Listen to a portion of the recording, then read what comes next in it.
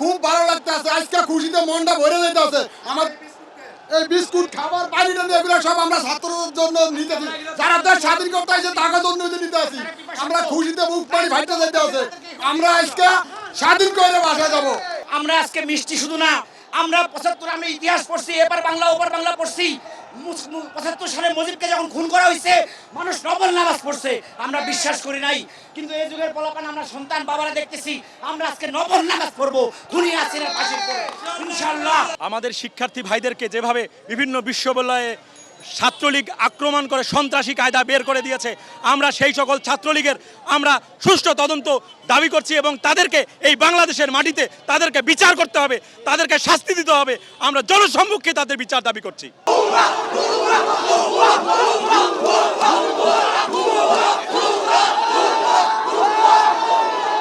আমি খুনি হাসিনার ফাঁসি চাই এবং যে স্বৈরাচারী কাজ করছে, লক্ষ লক্ষ মানুষ মারছে, তার তার তার শাস্তি চাই। আমি তার শাস্তি চাই। যদি এক কথায় বলি, ৭১-এর স্বাধীনতা যুদ্ধে পাকিস্তানকে পরাজিত করে বাংলাদেশ স্বাধীন হয়েছে, তার চাইতে আরো বহুগুণ বেশি খুশি রাখতেছে আরেকটি স্বৈরাচারিকা বাংলাদেশকে।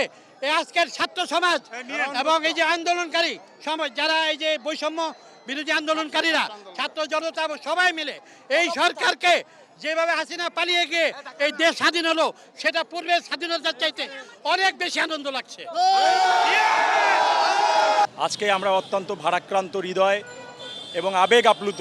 ভারাক্রান্ত হৃদয় এই জন্য যে আজকে এই বিজয়ের দিনে আজকে আমাদের যে সকল শিক্ষার্থী ভাইরা যাদের রক্তের বিনিময়ে আজকে আমরা একটা পূর্ণ স্বাধীনতা পেয়েছি, আমাদের নতুন করে নতুন স্বাধীনতা আমরা পেয়েছি এই বাংলাদেশে আজকে বাক স্বাধীনতা পেয়েছি।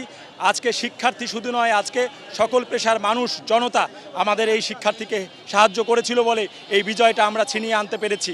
আমরা মনে করি যে সকল শিক্ষার্থী ভাইরা তাদের রক্তের বিনিময়ে এই দেশকে আবার নতুন করে একটি স্বাধীনতার স্বাদ দিয়েছে, সেই সকল শিক্ষার্থী ভাইদের বিদেহী আত্মার মাগফিরাত কামনা করি এবং সেই সকল শহীদ ভাইদেরকে পরিবারকে শোকসপ্ত বলিদানের প্রতি আমরা সমবেদনা জ্ঞাপন করি।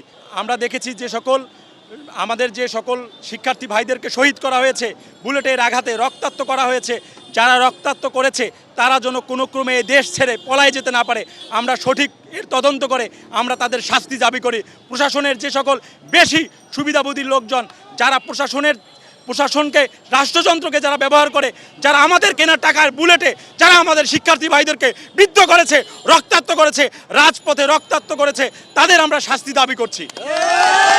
যে ধরনের সাধারণ ছাত্রগুলোকে যেভাবে পাখির মতন গুলি করে মারছে, যারাই ক্ষমতা নিবে তারা যেন এটা সুষ্ঠু তদন্ত করে, এর সুষ্ঠু বিচার আমরা চাই। তা না হলে এই দেশের মানুষ কখনই এই ফুল তুলে আমরা শেখ হাসিনা এবং তার সাংগঠনের দূর দাবি জানাচ্ছি।